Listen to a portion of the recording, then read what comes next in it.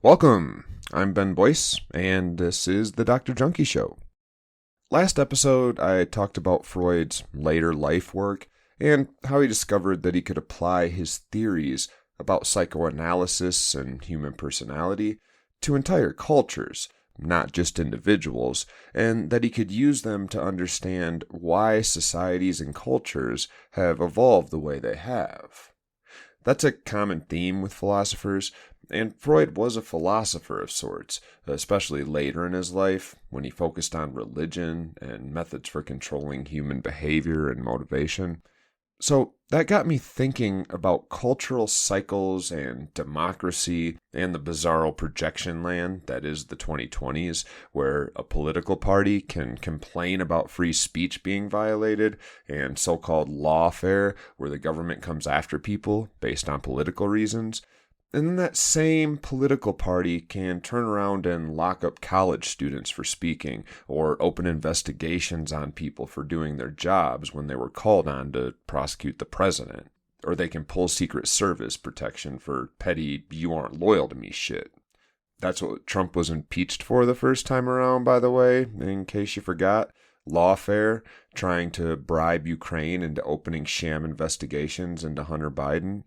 Man, they were obsessed with his dick pics.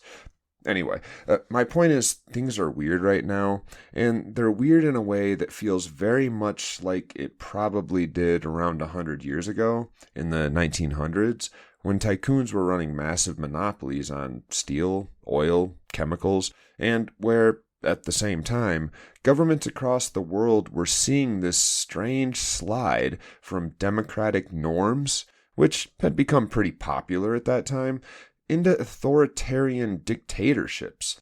So I recently fell into a couple books I'd been meaning to read: Poverty by America, a book by Matthew Desmond, and On Tyranny, a short book by Timothy Snyder. And all that reading, along with current cultural events, culminated in this episode, where I'll also throw in some ancient Roman philosophy about politics, which was used by the U.S. founding fathers to build the Constitution, by the way. It's something that seems super relevant today, as the Constitution appears to be closer than ever to being chucked in the trash. So let's talk about Polybius. Not the urban legend Polybius, a video game that I was told appeared in arcades across the country in the early 80s and was so addictive it would ruin people's lives and eventually make them disappear into the game. But the philosopher who you've probably never heard of, a guy named Polybius. Let's start in ancient Greece, 150 BCE or so, and this dude named Polybius is chilling in the greatest democracy on earth. See if this sounds familiar. He feels like the Greek system of government is unbreakable. They've worked through all that kings and dictators crap, and they've come out the other side into the wonderful world of democracy. And he's living it up. But then Greece falls. Well, it didn't fall all at once, but despite being the center of philosophy and governance and art, despite being the shining city on a hill, despite feeling like they had this Enlightenment energy going for them after creating the most effective government on earth, a democracy ruled by people, despite feeling like everything in Greece would last forever, Rome slowly but surely conquered Greece. And Rome was a republic, which in our era probably sounds like the same thing as a democracy, but it isn't. So Polybius starts writing, and he writes something like 40 books in this volume set by the time he's done, all about the history of Rome as it's basically conquered much of the world. And he discovered this pattern that's actually the topic of today's show, a pattern he calls anacyclosis. And when you hear about this pattern, you might find yourself thinking, oh shit, this sounds terrifyingly familiar. So hold on. So let's go back in time even further, way back to before cities and roads and governments existed. Imagine you're a human living, 40,000 years ago or something. You're dancing around a campfire while you roast up a boar or something. Everything's fine in this state of nature, to use some of Hobbes's terms, but then one day it isn't. One day some asshole ruins it for everybody else. Maybe it's a group of people in the forest who decide to attack you and take your boar meat, or maybe it's a natural disaster or an animal predator. But whatever the case, when the shit hits the fan, humans want somebody to lead us, to save us, to be Big Daddy and make this scary problem go away. Go kill that lion. And here's where Polybius starts his cycle, with the world of no culture whatsoever, no society. In such a state, you can imagine leaders rising up and to lead these small groups of humans. If it's fighting that's needed, then you would imagine the strongest, bravest would naturally become the one everyone looks up to. If it's smarticles that's needed, say you need some clever way to transport water and someone comes up with the aqueduct, well, the clever one in the group then gets the clout. And he explains that this is where our original notions of kings came from. Monarchy emerges when these small groups of people elevate one of their members, usually for a pretty good reason. That's an important piece of this. The king, at least originally, earns that shit. He fights off hordes of wolves, or, he saves a baby from a tree. He's a real hero. This is the introduction of monarchy. Now, inevitably, and this is where the more history you know, the creepier this is going to start to feel, inevitably the king dies and, traditionally, his son takes over.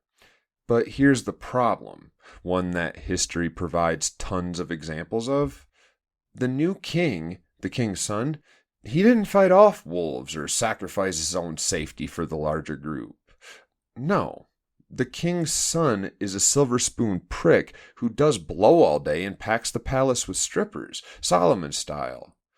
Well, this quickly leads to tyranny, to oppressive leadership by the prince-turned-king, by a government that hasn't earned the right to rule, and, as such, it quickly loses the consent of the governed. So, stage 1 is monarchy. Stage 2 is when it turns to tyranny, when the Wario image of monarchy emerges through the sun. So human beings will only take so much shit, and we eventually join forces to rid ourselves of the tyrant. We kill the king, and we replace him with, well, who should we replace him with? And here's where things get interesting, and where this pattern really starts to emerge. When this happens, when we get sick of the rich asshole who didn't earn their power and who uses it primarily to enrich himself, when we get fed up with Don Jr. and Hunter Biden making multi-million-dollar deals with foreign governments because of who their daddies are, we're kind of right back where we started. We suddenly need somebody to tell us what to do to fix this damn problem. But we can't do what we did before for a couple of reasons that might seem obvious. One, in a monarchy, if an individual becomes a hero by killing the king, well, they just get killed. That means you're not going to be able to elect them as your new deserving hero king because they're dead. And two, that's what got us here in the first place, letting one person have way too much power. So why would we just make the same mistake again? Something has to change after all. Yet this problem persists. Who can organize us? Who can tell us how to fix this problem of rich assholes ruling in self-interest? Who can explain to us some method by which we can upend and reshape our system in a more equitable way? And who do we look to? Well, the smart people, or the educated people, the aristocrats, the people who know how to think us out of this mess. And we start electing representatives, not kings. So, if rule by individual king whose kids always take over after they die inevitably leads to tyranny, then I guess we should replace the king with aristocracy, with a group of the smartest among us who are respected by the rest of us and who step up to put our affairs in order. So this is aristocracy. That's the third stage, according to Polybius. The group of aristocrats who rule will have earned their positions by fighting against the king alongside the rest of us. And they'll continue to earn our respect as they fix all the crap that the king and his silver spoon kid messed up. Yay! But then, inevitably, Wario shows back up again in the form of children. JFK becomes RFK, Joe becomes Hunter, Fred becomes Donnie, becomes Eric. The aristocrats have kids, and those kids are arrogant, stupid assholes who have never had to deal with the same challenges their parents did. They never earned the respect they have. And they inevitably fuck everything up again, usually for self-enrichment. They outlaw vaccines and get the public drinking rotten milk, or they go to private islands and assault kids with their friends without consequences, or they change tax laws to benefit the rich at the expense of the poor and the middle class. Aristocracy descends into what's known as oligarchy, ruled by the rich, those sniveling asshole children who were born into positions of privilege where they never had to fight the battles that would have forced them to respect the system. So, from monarchy to tyranny, and then from aristocracy to oligarchy, the pattern is humans get pissed off, eventually rise up and throw out RFK and Donnie T, and replace them with, wait for it, democracy, ruled by everyone. So don't forget this pattern we just established, because it isn't gone.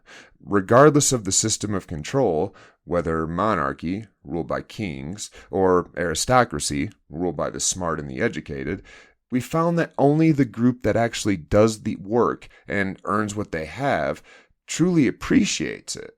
That's the pattern. Humans don't appreciate what we take for granted. When the new system, whether monarchy or aristocracy, is working well for us, we forget all about it. It basically becomes invisible. When the aristocrat kids are born into wealth and respect, it becomes invisible. They just come to expect it. They don't even notice it. And so these two forces remain in constant tension. I could do a whole episode on how communication is the study of the methods by which those in power at any stage of this system can kind of slow down the pushback and maintain their power, but that's for another day. My point here is democracy only works if the public really values the rights that democracy gives them. And we only value what we understand to be valuable, what we don't take for granted. So, no surprise then that the first era of democracy havers loved their freedom. They always do, because they remember being jailed or even killed for free speech. And they love their right to vote because they lived in a world where they had to fight to get that right, where for a long time they didn't have any say, as the children of aristocrats and kings basically stole their wealth and made all the rules. These new democracy babies staunchly and loudly defend their rights to democracy, even when the person they're defending doesn't agree with them. And they pay attention to any threats to those rights. They don't play that shit. But no surprise that democracy, stage 5 in our little cycle, descends into its Wario as well, which Polybius identifies as anarchy, when the grandchildren of those who fought to secure rights like voting and free speech rights stop remembering how important it is to protect those rights, when we start to take for granted freedoms like freedom of press or equal protection under the law. And maybe we don't even notice when someone starts to erode those rights around the edges. We become the spoiled little brats who have always had these privileges and don't even notice or value them anymore. We come to be the power holders who inherited something from our parents which we fail to value and respect. So democracy devolves into anarchy when the democratically elected representatives are no longer like the folks who elected them, but instead are generally super rich, gold card, silver spoons who are far more interested in self-enrichment than in protecting the democracy they have, because they, too, have grown up in a world where they never had to worry about those rights. They don't care about them. In many ways, it behooves them to destroy parts of them. I don't like it when that person who disagrees with me tells me that it's immoral to be a billionaire in a city where people are hungry and unhoused, so I want to restrict their speech. I don't like those brown folks who look different than me in my town, so I want to take away some of the equal protection under the law that the Constitution guarantees. It's easier to self-enrich if you're allowed to arrest or sue press organizations that report on your self-enrichment. It's easier to get away with illegally deporting people without due process if you also arrest those who protest your illegal acts. And eventually, pattern time, the public will have enough of that shit and will again tear down that system, returning to the world of nothing, of pre-monarchy. At least that's what Polybius says. So where are we now in this cycle?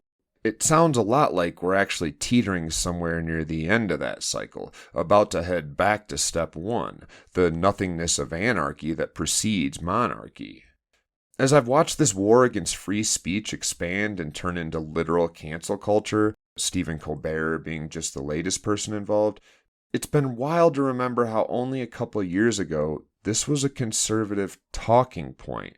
They're canceling us and arresting us for political or religious views. Now I don't hear anything coming from that side. And meanwhile, while liberals were yelling back that the cancellations conservatives were complaining about were acceptable or even good, they, too, seem to have switched positions without noticing it. I'm not sure if U.S. democracy will last another century or not, but as always, it requires defending it if we want it to. Shows like this, and lots of the other shows right now that are related to drugs and the war on drugs, they don't exist in a world without free speech, and eventually they will get to us in their war against any opposition. This is the environment we find ourselves in as the war on drugs starts ramping back up. I'll spend some time in the next few episodes talking about how that's happening right now in regard to some specific things like kratom extracts, fentanyl, the new ads are hilariously awful, and the weed wars in states where cannabis is still technically illegal, but head shops are finding clever ways to work around those laws, mostly by selling you something that isn't what you think it is. Read your labels carefully and know what you're actually looking for. So all that's coming up. But I thought this might be a cool place to start this conversation by keeping the playing field in mind, so to speak. Thanks for all the emails and notes while I took a quick break over the summer. We're also back to prison. Our college program's back up and running in Colorado. And I'm also in the classroom on campus, so I'm not sure how often I'll have time to record these episodes. But as always, I appreciate y'all. I appreciate your love and support. Love yourselves and the addicted people in your life. I'm Ben Boyce.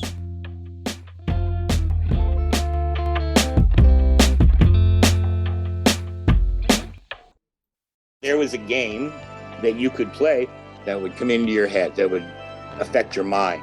It said players were unwittingly part of a secret government experiment to try and control their minds. It goes back, I think, to MK Ultra and the Americans in the 1970s when they were using hallucinogenics to try and control the populace.